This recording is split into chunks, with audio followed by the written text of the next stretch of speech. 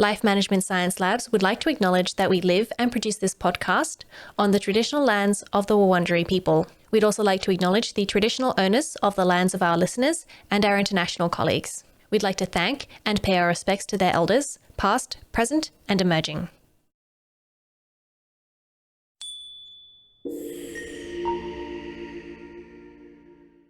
Hi everyone, and welcome to Room by Room, the Home Organisation Science Insights podcast, produced by LMSL, the Life Management Science Labs. We are champions of life management science, providing structured insights informed by science and inspired by practice on key aspects of conscious living. Each week we bring you scientific and practical insights on each element, with expert knowledge from professionals in the field. I'm your host, Gabriella Joustra, coming to you from Naarm, Melbourne, Australia. Let's get started. Hi everyone, and welcome back to the show. Today we're going to be talking about common housekeeping mistakes and the proper way to clean your home with Mike Sawchuk. So he is the Managing Director of Sawchuk Consulting, which is a consulting firm which provides education and consulting services to those in the professional cleaning industry. Hi, and welcome to the show. Thank you, Gabrielle. Looking forward to it. Great. Can't wait to get started. I think this is a very important topic that everyone needs to know about. But before we do get started, do you mind introducing yourself so we get to know you a bit better? Thank you. Sure. As you said, I'm the managing director of a company called Sawchuk Consulting. We do provide education and consulting services to those in the professional cleaning industry. That includes manufacturers, distribution, and service providers, let it be contract service providers or in-house. What makes me a little bit unique, I've been in the cleaning industry for about 30 years, working for all those different segments, including a stint at a certification body that says the products are proven safer for people, environment, and the assets. The other key difference is that I have a strong formal education with an MBA and a Bachelor of Administration. I have experience from other industries, so it's not like I just came up from one silo from manufacture or distribution or the service providing side. So I have a lot to offer, and I'm passionate about the industry because I recognize, as you alluded to, Gabriella, how important proper cleaning is for the health and safety of us as individuals and those in our care. Definitely. I think that's something we learned recently with the pandemic, that cleaning is very important, and knowing how to clean things is very important. But we're also going to move on to a section called Have You Met Mike? And that's where we get to know you with a few questions. And our first one is, what is your favorite book? I'm not an avid reader of books. I read a lot of trade magazines and content on LinkedIn as my go-to social media platform. But in terms of probably a couple books were oldies but goodies. Good to Great by Jim Collins, and as you know, why some companies make that that really big leap while others don't. And the second book, probably another oldie, with Who Moved My Cheese, dealing with change and the importance of dealing with change. Interesting. Was the title of the second book Who Moved My Cheese? Sorry? What was the name of the second book? Who Moved My Cheese? Okay, because that doesn't sound author like was Spencer Johnson. Spencer Johnson. It's a short little one, and I was at a company, and they actually bought one for everybody in the whole company to read. It's a quick, short read. It's an entertaining read, but it does provide a great message on the need to deal with change. Interesting, because it sounds like a kid's book, so I was a bit confused there. But it sounds good. And I do like, something that's nice and quick and easy, but also very informative. I think that's great qualities. Especially in today's world. And maybe we'll talk about it a little bit later, is that we as a people or as leaders of organization or cleaning have to recognize that the days of treating people the way, we'd like to be treated or the way people treated others 5 years ago are gone.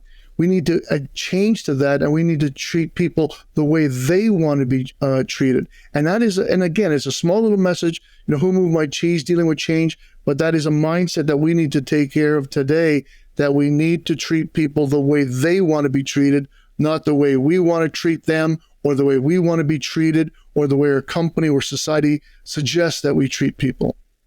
Interesting. And I guess that shows the importance of, the people who are actually doing the work and the importance of the workers. and Yes. what they want. Correct. So that's an interesting topic that we can get into later. But what is a movie that you've enjoyed recently? My wife, I'm not a big movie person. I'm more into documentaries, but we enjoy, my wife and I, sitting down and something that exercises the brain a little bit. But every now and then, whatever the mood is, I like something suspenseful or action oriented or just comedy or just otherworld. But the two that stick in my mind, one would be Central Intelligence with Dwayne Johnson and Kevin Hart.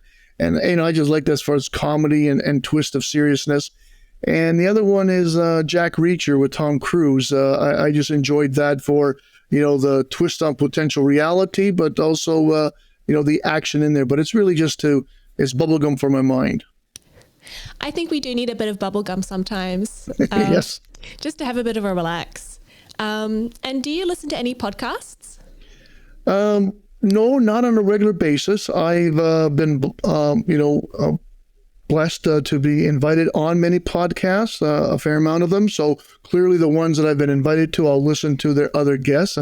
And they include, here in North America where I reside, is the ISSA, International Sanitary Supply Association, has a fairly big audience with a podcast called Straight Talk. Others include Chasing Dirt with, Jack Ellison, The Profitable Cleaner, Cleaning the Built World by Miro, The Scrub, The Basis of Cleaning, Cleaning Process with Jerry Bauer. So there's been a number that I've been asked to attend, and they have such great guests, and I learned from those other guests as well. I'll have to listen to those. I think that, there are so many podcasts out there. I don't know how we can listen to all of them. I don't think anyone could. No, and the ones that I mentioned that clearly they're just dealing with cleaning, typically the professional cleaning industry, but they are enlightening because there's so many nuggets. So you can listen to it. Lots of them I'll listen to it in the car, but you'll pick up those one or two things that just resonate with you, and it sticks with you, and you want to apply that, or you get to know that person a little bit better. So I do enjoy them, and like I said, I focus on the ones that deal with professional cleaning. Great. And do you have a role model?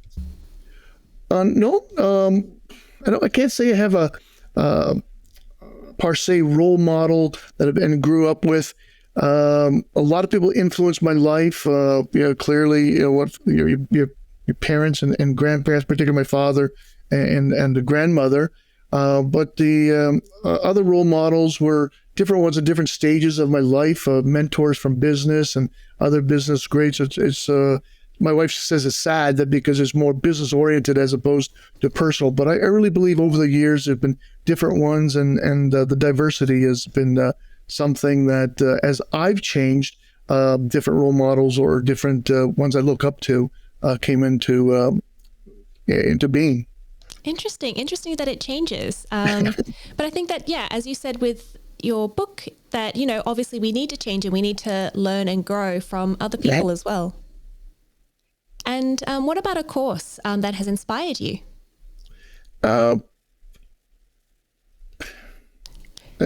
Gabriella, I apologize. There's really not been one particular course. Over the years, I've been blessed to have some great teachers in high school and university. And it's all about, and I'm passionate about it. Our mind is like a sponge, I really believe.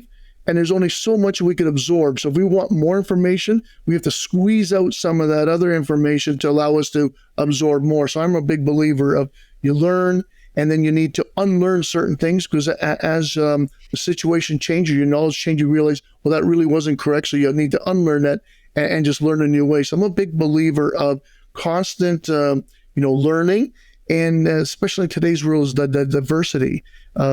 Diversity is so important that you can't be surrounded and just listen to your current circle of friends, or let it be social or for the business. You really need to almost force yourself, stretch yourself to reach out to other political beliefs, social economic people, businesses, etc.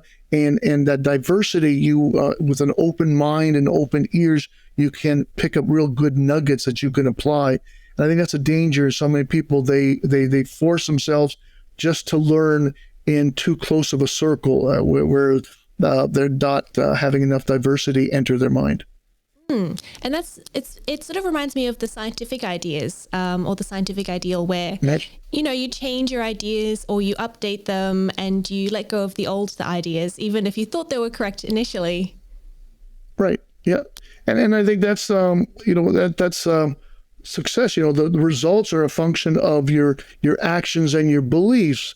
And over time, if your beliefs don't change, then you're really not going to have different results. So I think you need to really learn and have that constant ability to learn and desire to learn, that curiosity, and stretch yourself on that diversity to learn and then unlearn what's no longer applicable and strive for getting better. Let it be getting better in your social relationships or your business relationships or spiritual relationships. It's a constant learning and improvement, because there's only one way to coast.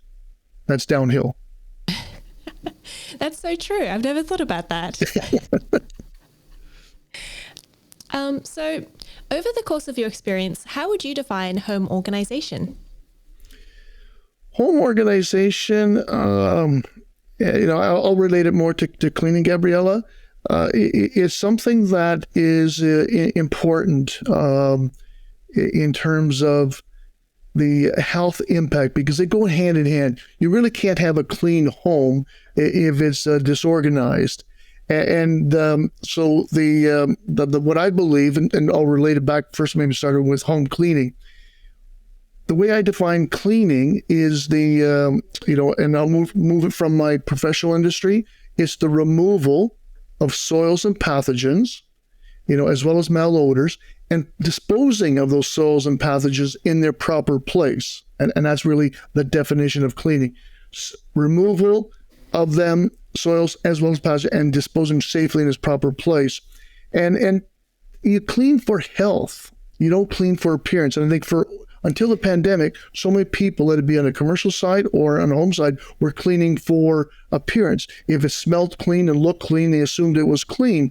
But what we really need to recognize is that just because we can't see it, doesn't mean that's there. And the pathogens are lurking. They're very dangerous. So same thing when it comes to home organization, is that you need to organize your home, not for appearance, and especially with other people's perception of what the right home organization should be. It should be organized, that it's clean, it's safe, and that it's healthy. And to do that, it's like when we talk about cleaning, it's better to keep up than to catch up. So I'm a big believer of, take one, if you want a simple life, one day a week, you take one room, and that's when you do your deep cleaning or your deep organizing of that one particular room. Very good. And you answered my next question, which was, you answered many of my question, which was, what is cleaning and how does cleaning influence home organization? But what about some misconceptions about cleaning? Well, the only thing I'd like to maybe stop before I get into that question, Gabriella, yes, is just to have people understand that cleaning in a home or in a business environment, you need to think of it in 3 dimensions. And most people miss the 3 dimensions. It's cleaning for surfaces, air, and subsurfaces. So we all talk about we're organizing our home, the surfaces, but the air that we breathe, because the amount of time, depending on where we are in the world, that we spend indoors, whether it be in our homes or in offices, is so important. And there's things that we can do at the home to improve the indoor air quality. And so we need to address that and making sure that we are properly dealing with the air, and that typically means don't go crazy with those air fragrances and the candles, etc. You're doing likely more harm than you are good. The surfaces we know about, but the subsurfaces, recognizing that there are sinks. If we don't treat them properly, next time the person comes behind you and washes up, that water splashes into that drain, those pathogens splash back out, and so typically they are a high count of a reservoir of pathogens in those sinks by floor drains, shower drains, etc. So the misconceptions, a long-winded approach to that question is, number one, people appear to be cleaning for appearance, not for health, and that's wrong. And number two, I would say, is that the people believe that bleach is a good cleaner. Bleach is not a good cleaner. It served us well in the past. It may act as a good disinfectant, but it's a very ineffective cleaner.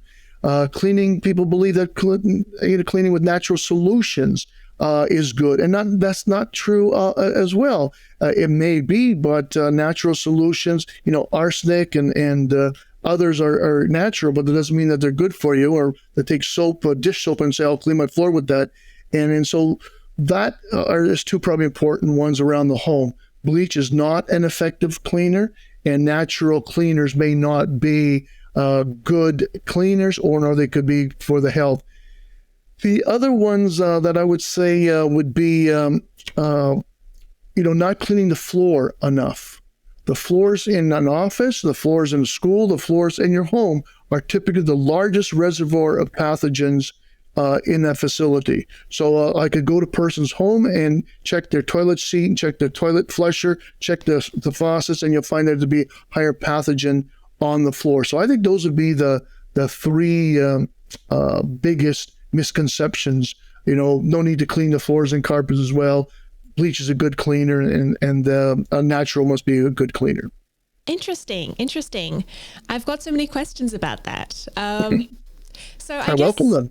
Yeah, perfect. So, I always thought, and my dad always taught me to use bleach for mold, for stained clothing.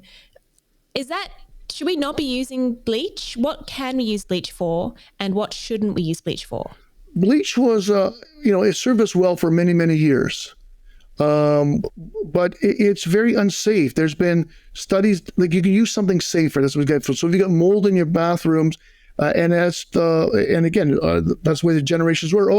The relatives are coming, get the bleach out, clean the showers and clean the bathtub, etc. But there's been it could actually danger your eyes, cause damage to your eyes. It caused damage to your lungs. So if you want to deal with mold, you should be buying a disinfectant that has actually been proven to effectively deal with that particular pathogen, and is typically safer. So that's my only point. Bleach is very, very inexpensive. It's thought to be a cleaner. It's not. So, and it's so harsh. It's harsh on your skin. It could cause damage to your eyes and your lungs. It could cause damage to the acid. You put it on your carpet. So there's a lot of other safer products for removing bleach or for cleaning. The other thing is that you need to be careful. Somebody that mixes up bleach and vinegar could create a gas that could kill people. So it's just something that should not be around the home, and let it be little children. Bleach, use it in your laundry and leave it in the laundry. Find other products for your proper cleaning of whatever that surface is. That brings another question, which is the other one that I've been told to use for mold is vinegar. Is that effective, or do you still suggest no? Well, vinegar is like acid, but it's not been proven that it's actually going to kill the mold or the spores for that. So you got to be careful. Vinegar and bleach in combination is definitely not a good thing to have, and you just got to be careful having them around, because, like I said, somebody could put a bleach in a toilet bowl, clean the bowl, somebody else comes there, hits it with an alkali, and that would be the formulation for mustard gas, the old ways. And so it is deadly. Every year, people die throughout the world, including North America, by mixing wrong chemicals. And the biggest ones are mixing bleach with something else in the bathroom, not intentionally, but that'll happen. So I would say stay away from those natural cleaners, because they may not be as safe as you thought. And like I said,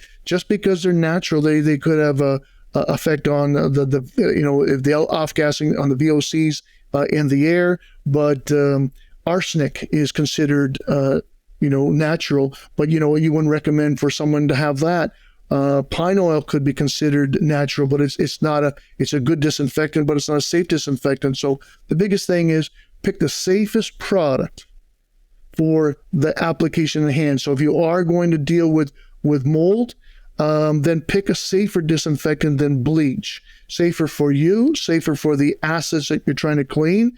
Let it be, the tile and the grout, and safer for the environment. You're not putting the bleach down the drains. There's other safer products.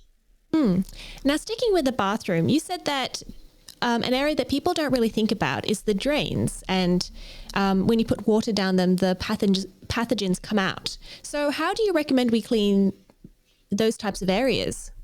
Well, the biggest thing is that I recommend is not just, you got to remember when you're washing your hands or you splash water on your face, some of that tiny droplets could actually spread up to 2 feet away from that sink. So on your counters, on your mirrors, and on the floors. So the biggest thing is recommended that if I'm out there shopping or I'm out in public, I want to now wash my hands with soap and water. The soap and water is not just going down the drain, it's all over. So when you're done, make sure that you are cleaning with effective cleaning. And again, the definition of cleaning is removing, and disinfecting is killing, and sanitizing is really typically the killing as well.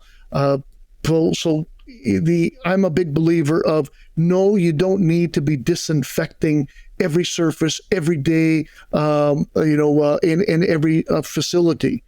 Effective cleaning is more important, because if you clean, you're removing, as I said that earlier definition, those soils and pathogens and putting them in the proper spot. Disinfecting would be, you don't necessarily move the soil, but you could be killing. The other thing with disinfecting, and I get frustrated when you hear people with, they buy these wipes and they say, well, I just wipe it down, I've disinfected. No, read the label on a lot of them. It says pre-clean the surface. It says use a wipe. Surface must remain wet.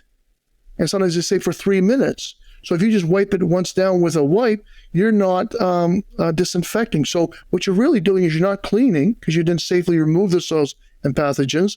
And then because you didn't leave the disinfectant on the surface, what the label states for the 3 minutes, you haven't disinfected.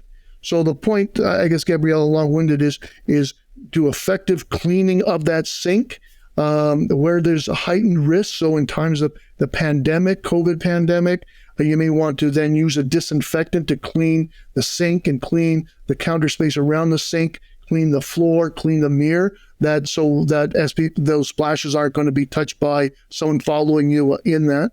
The other thing is in those drains to every now and then pour some disinfectant into that drain. Or, I'm a big believer of also bioenzymatic products that rely on that good bacteria and enzymes that actually go down and it'll actually eat away at the soap scums, etc. So that would be the biggest thing is those drains. Same thing with a floor drain or shower drain that we're not really cleaning, so that you can have a buildup of scum, of soils and pathogens right on the by the drain. We think it's because water's going down there, but it's not killing, it's actually growing.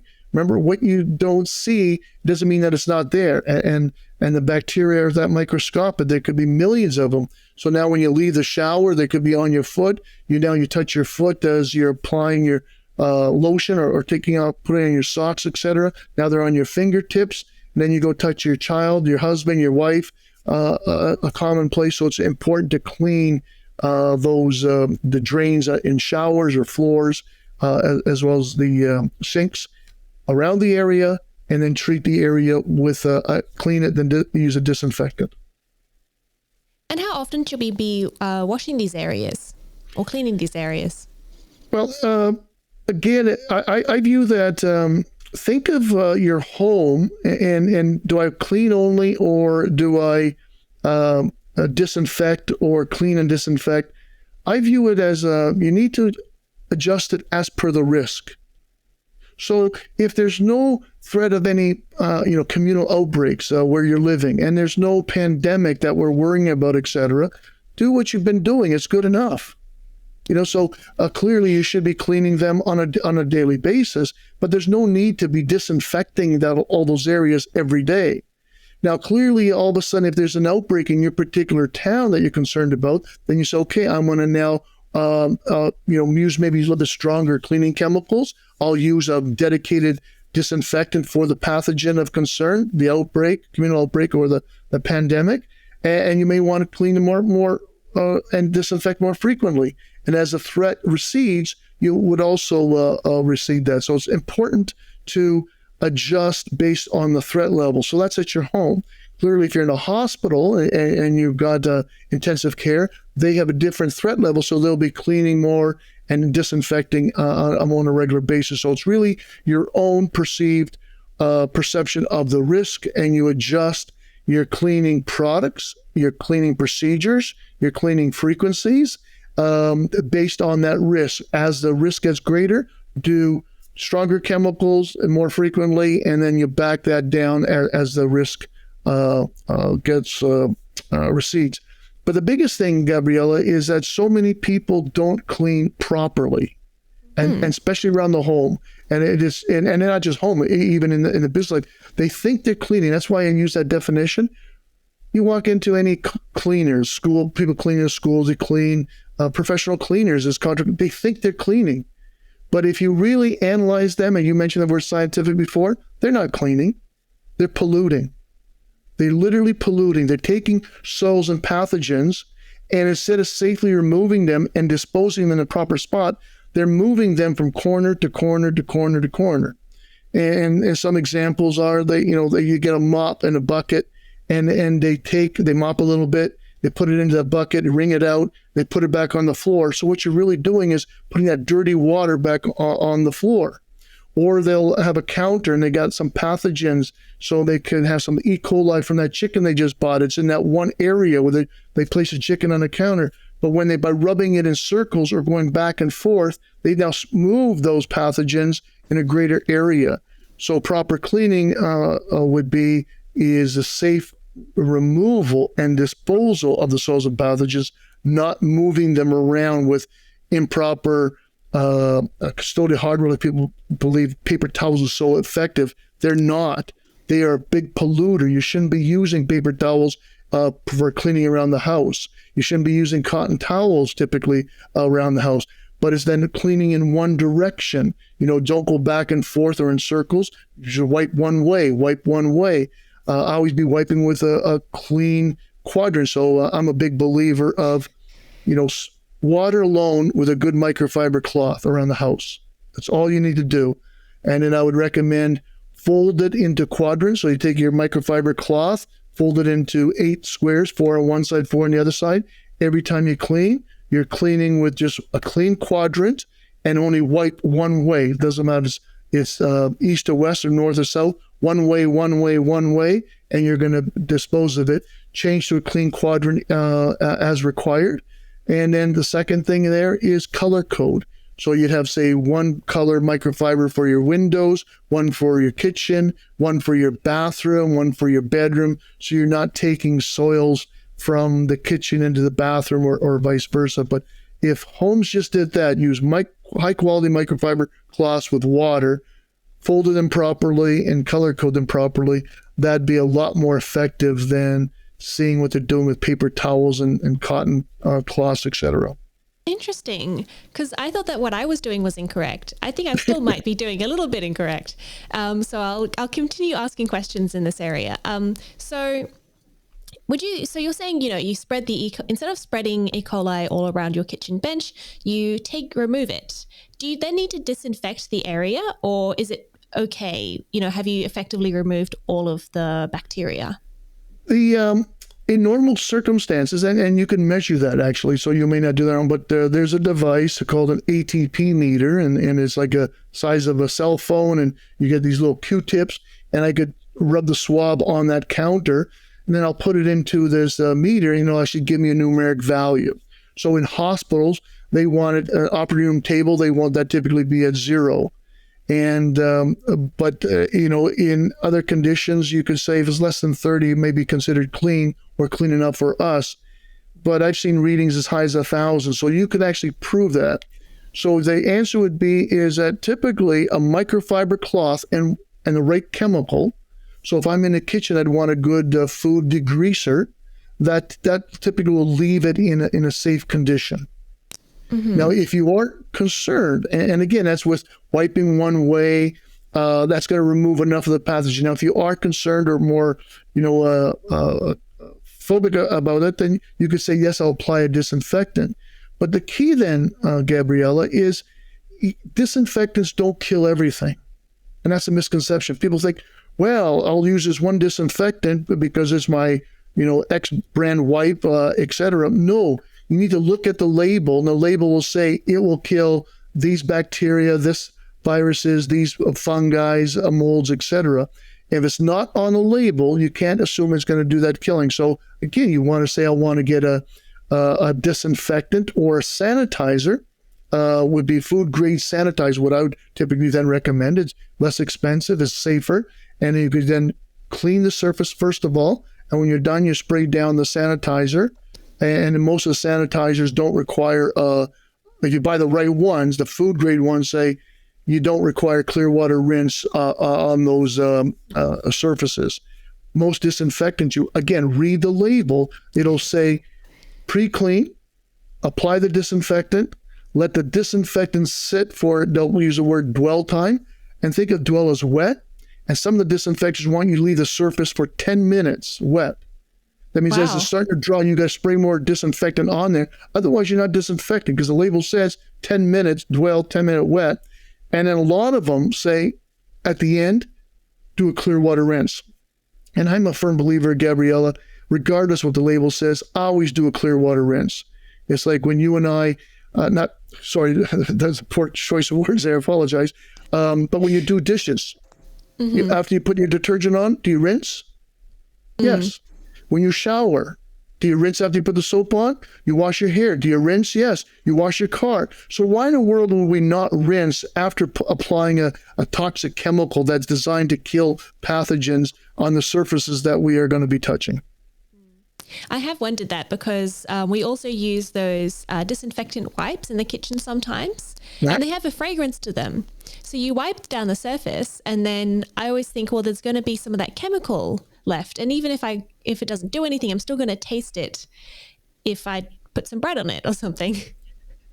Yeah, and that's why, in read the label. And that's one thing that a lot of people don't read enough, but a lot of those disinfectant wipes will say after, like I said earlier, they'll say pre-clean, so you can use one wipe to clean, then use a second wipe to call your disinfectant stage.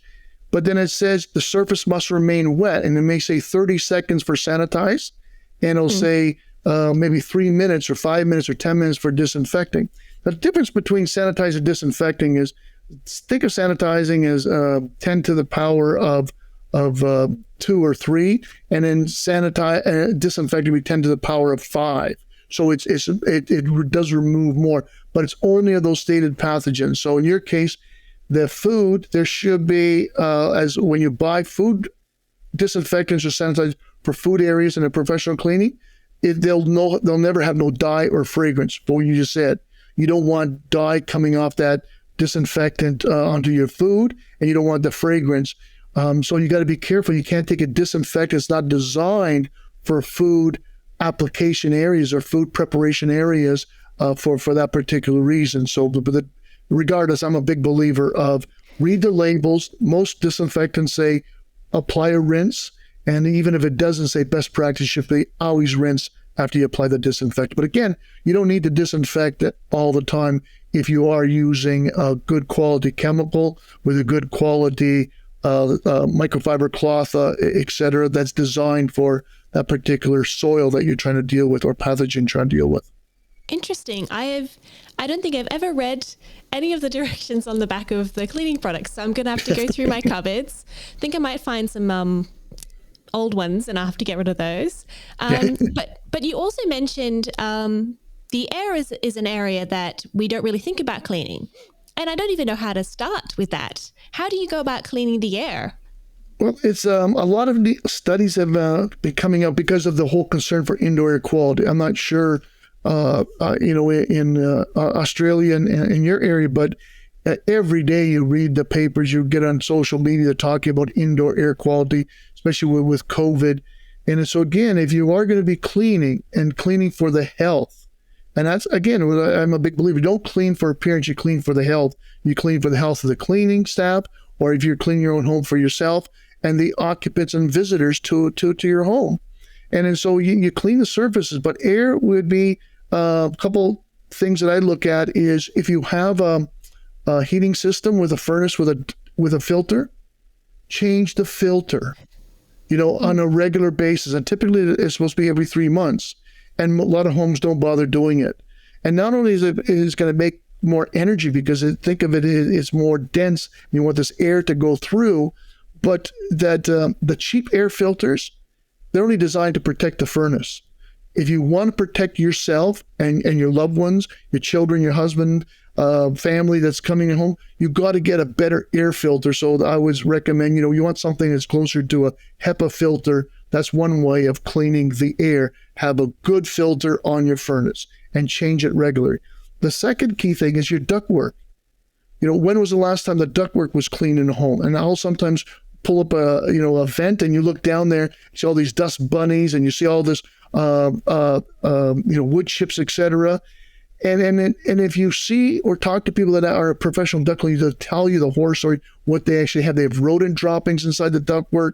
They'll have bird feathers, all those things. And it's all those small particulates are being blown. So every time your furnace comes on for heat or air conditioning, that it is now circulating all those things inside the ductwork into it. And it's the big particles, our nostrils and our lungs are able to capture by those smallest ones. So the other thing is common to get your HVAC system inspected by a professional annually, get your ductwork inspected on a regular basis, have it cleaned, typically in the house every 5 years or so.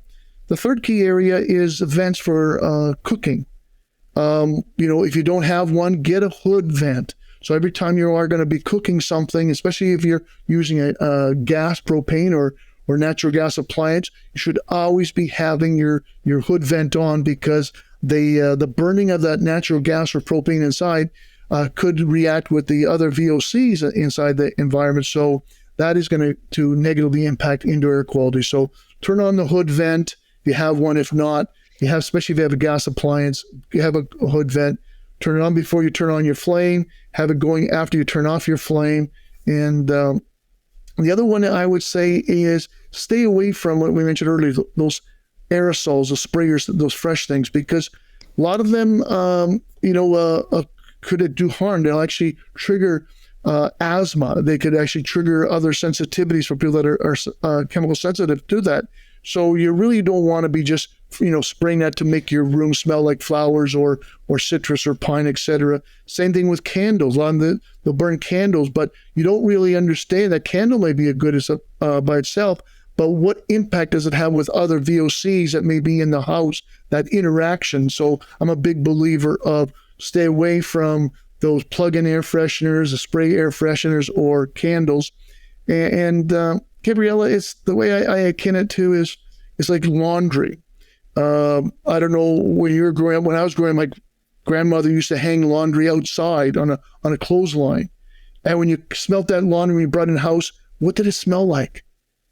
Nondescript. It was just fresh. You should smell the fresh. And the same thing should be in your home. You don't want to be overpowered by that, that white thing you use, the counter, as you said earlier, or heavy fragrances in your cleaning chemicals or perfumes from the plug-ins or the candles, etc. You want it to be smelling fresh. And then so the point is, if you don't want to mask the odor, and that's all you're doing. You're putting a mask over it. You want to stack, and I like your term earlier when you say scientific. You want to say, hold it, I have something that I don't like that smell. It's a malodor to me. Identify what is the source of it. What's causing that? So it could be, smelly drains. It could be a lot of different things. Identify the source of the odor, deal with that malodor, and remove that malodor, the source of that malodor. That's how you do with the air. So those would be the three biggest things. Don't use a lot of fragrances in your cleaning chemicals or perfumes on your plug-ins, hood vents, and then your ductwork and your furnace. That'd be three relatively simple things to do that could drastically improve. And I think probably maybe the fourth one is open windows and doors more frequently. Is that again, where you live, where I live by Niagara Falls, so we're blessed with a lot of good fresh air. So it's just, open up the windows and to get a lot of that fresh air into the home and that ventilation. That's what you really want. You don't want that people breathing in carbon dioxide and what else you're burning off inside. You want to have those air exchanges. So if you can't open up windows and doors, the next best thing is on your furnace again. A lot of them will have a switch to run your furnace continuously. So have your fan, don't come on just when you got your furnace or air conditioner, run it continuously. At least you're now circulating the air and it's now forcing it come through the filter. And if you are having a good air filter in it, it's going to help catch some of those particulates. Thank you. Those are some really great suggestions that are very easy to do. I am unfortunately going to have to get rid of my candles then. Well, my wife, she has them, she enjoys them, but like anything else, in moderation, it's okay. But the whole idea is, my wife's a great cleaner, so there's not a problem with mallotion not doing to mask it. She just loves some of the scents, so it's everything in moderation. But the point is, if you could do without, just have that clothesline, fresh smell, as opposed to trying to mask the odor. Identify what's causing those odors, deal with them as opposed to masking. Okay. Yeah, maybe I'll just, I do like having it on just to have a bit of difference, I think, in the apartment. So you also mentioned the floor. So I guess, do you have how often should we be cleaning our floor? Because you mentioned that's an area that people don't clean enough.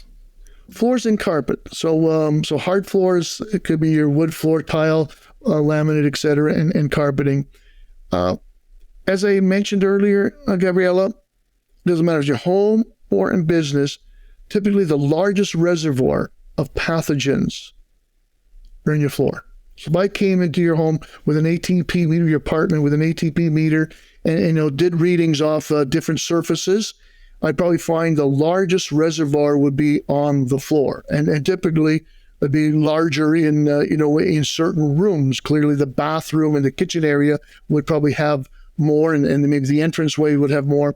But a lot of people they wouldn't believe that. No, it can't be. There's no way my floor has more pathogens than my toilet seat. I was, yes, it does. So again, it's not what you see that can hurt you.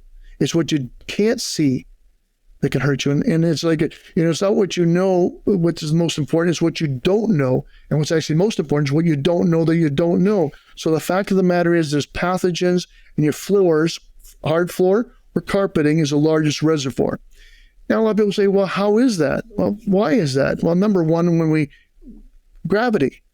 We cough and sneeze. What does gravity do? Pull it down. So what's the largest horizontal surface? It goes down to the floor. We come home and then if we take off our shoes, at the entrance, some people do, some people don't. Some people walk around the home with their shoes on. So then whatever they tracked on the street, so there could be bird droppings, rodent droppings, etc., it's on the bottom of their feet, and now they'll be tracking it through the home. And there's study after study on shoes only 2 weeks old and the amount of pathogens. So now people say, okay, Mike, that's okay. I don't eat off the floor. I don't touch the floor. I don't care. Who cares if my floor is dirty? And it's that, the average person touches the floor 25 to 50 times a day. 25 to 50 times a day. And I said, how is that? Well, you doing your curling or your hair drying, your cord may be on the floor, you unplug it, and now you touch the cord, was on the floor, so you actually literally touch the floor. That 3-second rule or 5-second rule, you just got to figure that's not true. If instant contact could be there's pathogens now on that cord. When you're done, the cord was on the floor, you touch the cord, it's there. You come home and you put your purse down on the floor as you take off your shoes. What was on the floor is on the bottom of your purse. Now you put the purse on your counter, kitchen counter, your desk, etc. was on the floors, and your purse is on that area. You drop a pen, you pick it up. You drop your glass, you drop a fork, you drop etc. Your shoelace becomes undone. You tie the shoelace. So on average, people touch the floor 25 times a day. And then the person also then, the worst part is that the average person then touches a portal of entry, typically a number of times an hour. They'll rub their eyes or they'll grab a sandwich. So what was on the floor was on their fingertips. Now it's on that sandwich that they're about to eat. So the floors are critical. Carpeting is a little bit different. A lot of time the carpet, people don't see it. And then I just said, whatever, if you're washing your floors once a week or once every 2 weeks, do the same thing to your carpeting, because your carpeting is hiding it. So just because you can't see it, it's there. So make sure you have a good, in this case, I recommend vacuums with a beater bar, something that is actually going to agitate the fiber, and you want a good HEPA filter with a vac. A lot of the vacuums, if you see them, and you sometimes could smell that as you're vacuuming your carpeting, you just have this malodor, and that's because, think of it, if it has a canister this size, it can't just suck it all in. Where's the extra air go? So it sucks it in. It's got to come through the extra air through a filter. So if you don't have a good HEPA filter, you're actually using like a leaf blower to vacuum your carpet. You're agitating all those pathogens. It could be dog dander. It could be a lot of other things, and it goes into the air and actually makes it height that you can actually then breathe it in. So it's important to have for proper cleaning, that recommend you have a good quality vacuum with a beater bar and a true HEPA filter, not a HEPA light. You want a true HEPA filter on that, will make a difference. Same thing with your floors. You want to be cleaning that, around the home, you can use a Swiffer, and then it just make sure you change that cloth on a regular basis. But the soils are different. The soils in a kitchen are more polarized fats and greases and et cetera. In the bathrooms, you may have urine, fecal matter, body fluids. So you want a different cleaning solution on those two different areas. But again, clean one way, and as opposed to going back and forth. Thank you. Yeah, because I hate cleaning the floor, so I always put that off. But I guess I'll have to do it more. But now I know how to do it better. Again, as we said earlier, Gabriella, is really, if you're around the homes, think of it 1 day a week. Take one room each day and do a deep clean. It shouldn't take you very long. Then you're able to keep up. But the floor is critical for you if you want to clean for health. And again, around those sinks and drains, that's another key area if you want to be cleaning for health. Okay, great. Thank you. What about some areas that, we don't need to be cleaned so regularly? Light fixtures, so you got your light bulbs, and, my wife sometimes we got ornamental lights. She'll take off all the different crystal fixtures and clean them. You don't need to do them on a regular basis. Your walls, again, just think of gravity. Gravity's pulling a lot of if we cough and sneeze, the pathogens are coming down. A lot of people aren't touching the walls, and it could be your furniture, bookcases, etc. So those would be areas. Glass on your windows. We may want nice clean glass, but again, think backwards and think, if it's not a high touch point, then we don't need to clean it as frequently. And it's critical to do those high touch points, and then consider the floors and carpeting as a reservoir of pathogens, which then transfer from the floor to our fingertips, and then from our fingertips to to those touch points. And saying that, Gabriella, the one key takeaway that I like to share, and it was relatively recently a study in Japan. They use a computer model to conceptualize. And a lot of people, when they come home, so you come home to your apartment, after COVID, we say, yeah, we're going to clean our hands, wash our hands, or use hand sanitizer. Most people don't do it quick enough. They'll come in, they'll take their shoes off, they'll take their clothes off, they may need to run to the bathroom, they'll put their groceries down, they may go check on the kids, etc., and eventually they get around to it.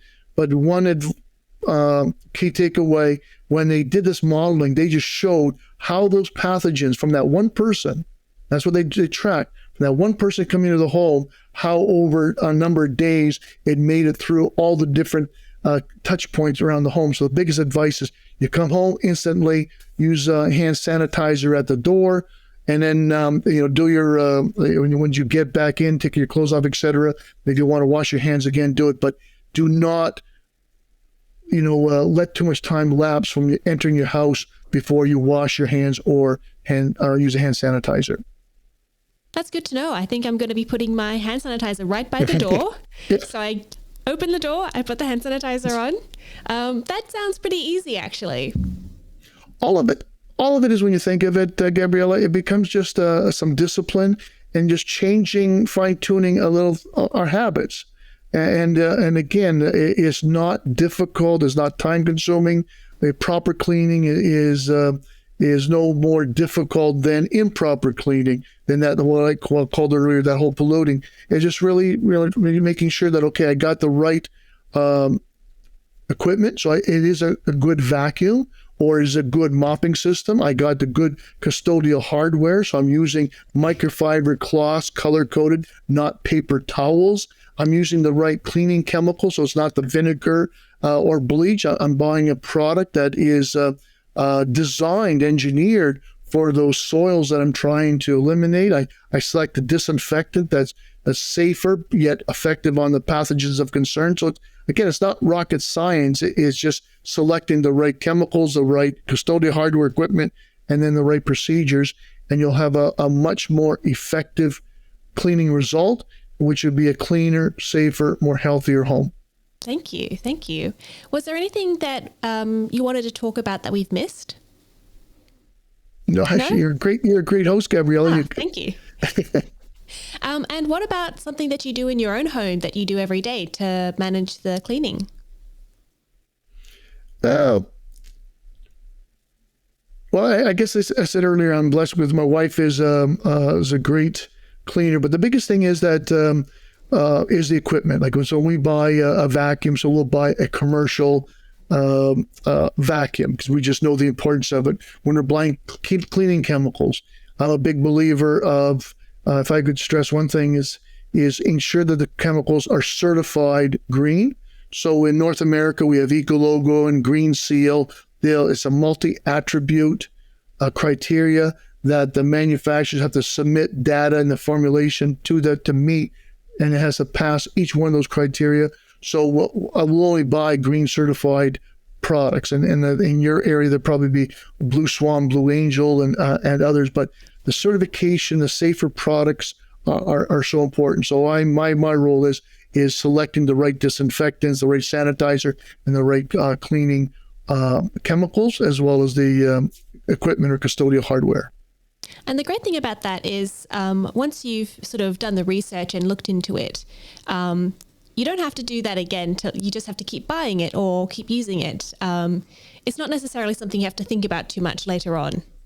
No, and again, it's if you're happy with it, then you stick with it. So my biggest, so as chemicals, I would say, get it certified green, and that's so important. Don't rely on natural, or because there's that, there's an article out, the 7 sins of greenwashing. So marketers want to sell the product, and so buyers beware. And so unless you're willing to do what you said earlier, and you got the capability of doing it, you've got a chemistry background to understand, is buy a safer chemical, buy a quality. When I say microfiber, they're not all created equal, that you could feel the difference in them. But yeah, you invest in that, and the ROI is significantly longer than just buying paper towels as an example. But you get the right chemical for your condition. You like the fragrance, you like how it works for your soil types and your soil loads, and it works effectively on your surfaces. So you may have grout or no grout, etc. So you're right. Once you find something that works, there's not a great need to constantly be changing and finding something that better. But I would encourage people to do that initial homework up front, challenge, push for something better, and I call it, Gabriella, the side-by-side cleaning challenge. If we want to do something, somebody had this device. There's actually like a sponge pad, but it was like a mystery eraser. So I just took my wife's makeup mirror and did half of it with our existing one, half with the new one. So it's not that difficult. It's not rocket science. So instantly we could say, yeah, I cleaned better or not. You got carpet spots, and you say, okay, well, here's the spotter I'm normally using. I'm going to try this other one. So I'll take the spotter, clean half with one and half with the other one. So instantly you should get those types of feedback and results. But always strive for products that work better, products that are safer for people that are doing the cleaning with those products that are safer for the assets you're cleaning, the fixtures, your carpeting, etc. Products that are, as you said, they all leave a residue. They all leave something behind that's going to be safer for when people come and sit and touch, with bare skin, those counters, the toilet seats, etc. So it's just some guiding principles that they could actually have a cleaner, safer, healthier home. Thank you. You also, so I was thinking with the microfiber towel or the cloths that you mentioned, I'm guessing you have to wash them afterwards. Is it enough just to put them in the washing machine? Great question. With microfiber cloth, and again, you got to think of it, they just have more surface area. So you take like a strand of hair, if I had any, that I'd be able to pull it out, and you serrate it on the side. So you're just really, significantly increasing the amount of surface area. So now when you wipe, they could absorb moisture and they can absorb the soil so much more. And then when you rinse it out, they'll release it. So when it comes to laundering them, a high quality microfiber should be able to launder for 500 times without degradation to the cloth. The cheaper ones will not do that. But when you do launder them, my recommendation, never ever use bleach with them. Never use fabric softener with them. But regular, laundry detergent with the cloths. The other key thing that I would recommend is wash them separately. Do not wash them with cotton towels, etc., because there's this phenomenon, especially with disinfectants, that the cotton could affect the efficacy of that microfiber cloth. So the biggest thing I recommend is take your microfiber cloth, save them all up. You can put all the colors in together, but just laundry detergent, no fabric softener, no bleach, and you're good to go. Need to have a lot of microfiber cloths then. Yeah, it's but again, if you're doing that cleaning on a regular basis, because they rinse out so frequently, so your normal soils around the home, it doesn't mean that I could clean the kitchen and I got to now launder it with detergent. Is that if I'm cleaning the thing, I may have 2 or 3 because I've got 8 quadrants. So I'm cleaning it until my one quadrant is still clean. I could do another couple of areas. Once it's visibly soil, I'll go to the other 7 quadrants of that.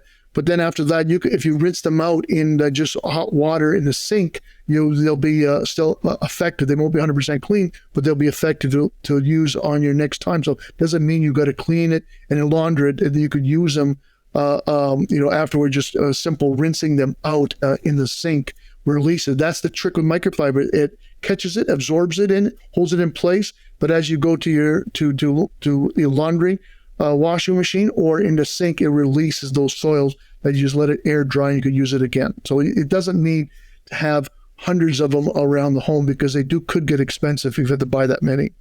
I know, I was thinking that. I mean, I have quite a few, but I think if I wanted to fill my washing machine and use a new one every day, I need so many more. No, you need a new one every day and don't need to be washed every day, but okay.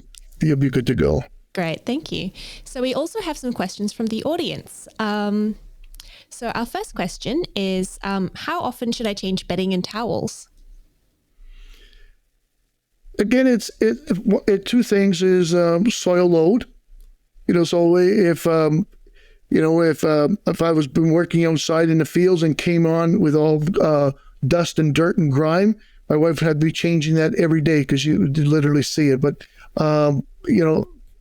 it's one personal preference, and is that, I don't know, phobia or whatever, but, once a week is, I think that's good enough for your bedding. But if it comes to bed more dirty because they didn't shower or clean up beforehand, or they sweat. Some people sweat a lot, and that could cause, so it's important to adjust that. But once a week should be fine for that.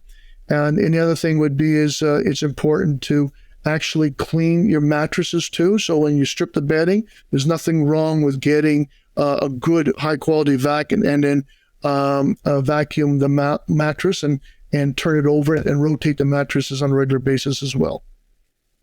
Thank you. That's reminded me I need to do that soon.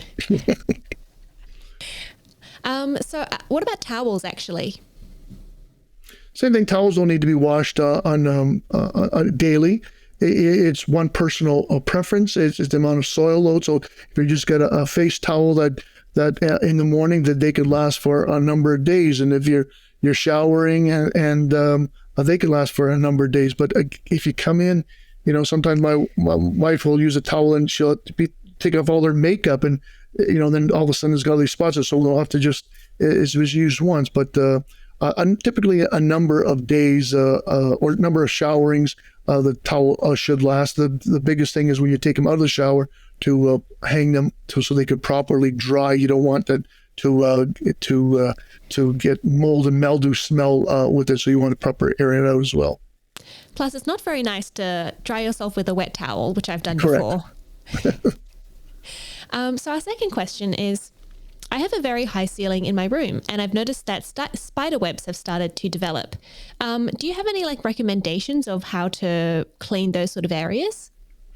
There's what way we use around the house that you get a microfiber cloth, but it could be like a Swiffer, or we could just put a cloth on it, and we have an extended pull. So there's different brands out there, so you can actually have a pull, and it's normal, say 5 feet when you're using it, but you just adjust it, and you actually could go out and you could have them up to 10, 12 feet. So you just unwrap it, clean the ceiling or clean your skylight, etc. So it would be a flat surface, and it could be the microfiber already on it, or we just put a microfiber cloth ourselves to it, and it went down the spiders and webs in your case, or the skylights, etc. And it's a good way to clean the skylights as well. But just an extended pull, and typically any good hardware, even your here, like the Walmarts would have them. There's different brands, names, so you could try this out, different price points, but they're a good thing to have. You just need one around the home for those types of surfaces. I don't like to do that too often because the good spiders kill the bad spiders in Australia. So I try to keep the good ones around. That's a question that I think you've already answered, so I'm going to skip that one. So our last question is, how do I clean my washing machine? It started to have a really bad smell. The biggest thing is what you can do there is, first of all, making sure that when you're done the washing machine, you do dry it out, let it air dry perfect. And the high efficiency ones, all we do, we grab our microfiber cloth, we'll clean the rubber around the doors, or clean the glass. So it's important to clean up those reach areas first. Leave the doors open when you're done so it could air dry itself. There's typically a drain on your washing machine that every now and then we typically do it maybe once a quarter. Open the drain, get rid of any of that the water that's coming through. But the biggest thing is you could just run your washing machine, and again you could put a disinfectant in there. So no clothes, you just run a wash cycle, and then instead of using, you could use your detergent, but what we like to do is just clean it with a disinfectant.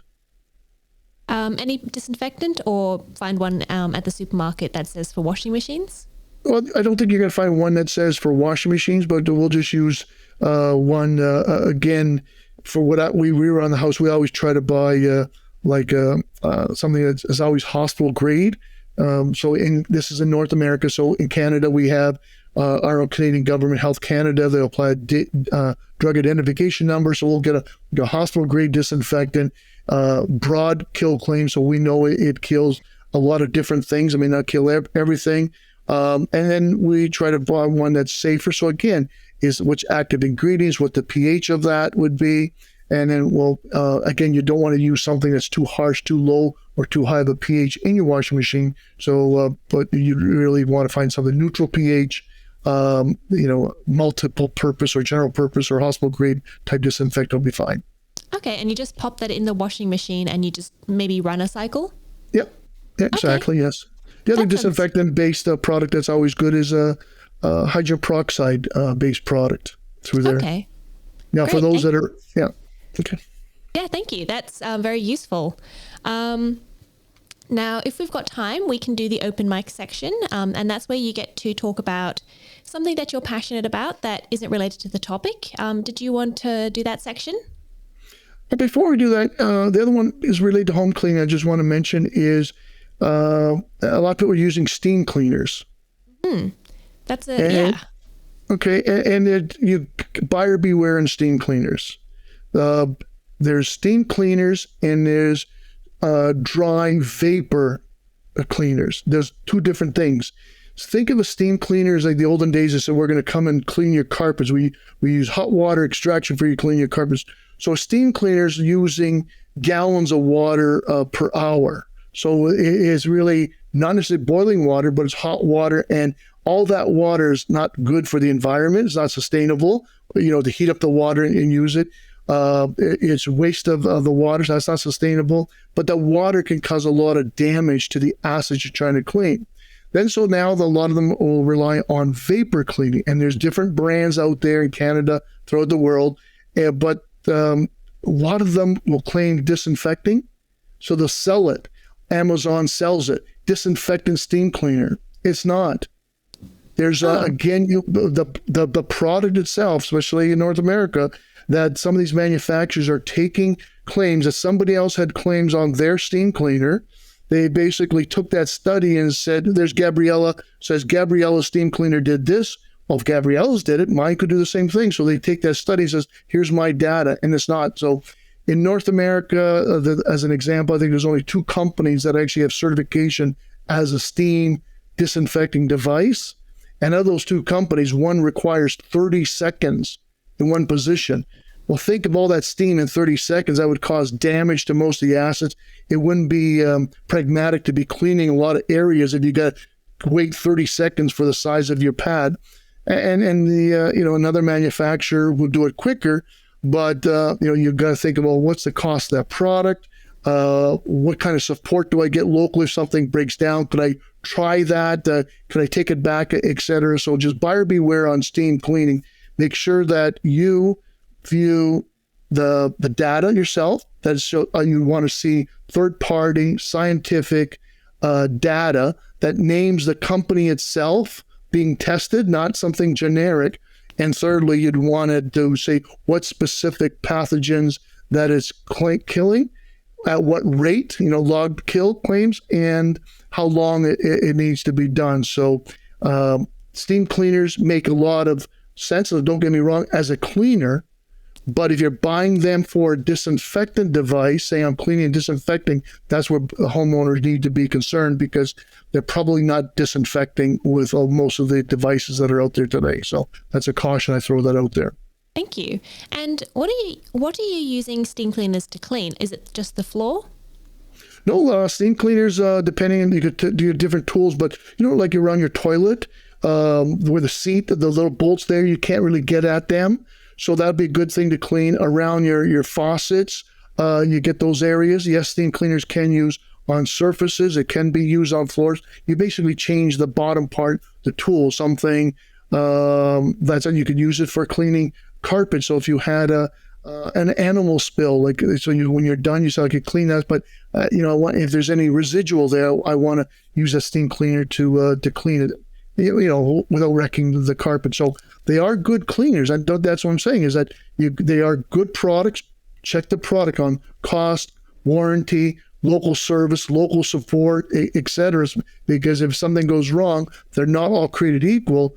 But don't assume that all dry vapor cleaners are disinfecting devices, because it likely isn't. And if you want a disinfecting device, just do your additional homework. Okay. So we'll do the open mic section now. So that's where you get a chance to talk about something that you're passionate about, and it doesn't have to be related to the topic. Did you have something in mind today? I'm passionate about the topic, Gabriella. I view cleaning and cleaners, the cleaning operation, the cleaners, the cleaning is so important. It's so important. And it's not me trying to sound arrogant. I view cleaning and cleaners as important as doctors, nurses, firemen, paramedics. Cleaning and cleaners are important. They help save lives. They actually do help save people's pain and suffering. People go to hospitals. It's too late. They're sick already.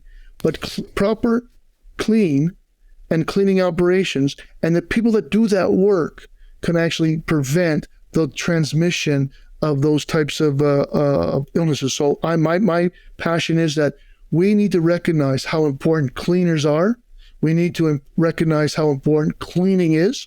And as we said earlier, we need to recognize that not all people thinking they're cleaning are cleaning.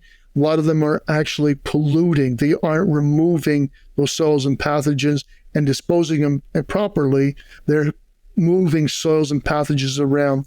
And the same applies at the home. People need to recognize that we spend so much time in our homes that it's important not to clean for appearance, clean for the health and safety of yourself and your family members and other visitors that come to the home. It's relatively easy to do, but it can make a huge difference, especially when you have things like the recent pandemic with COVID.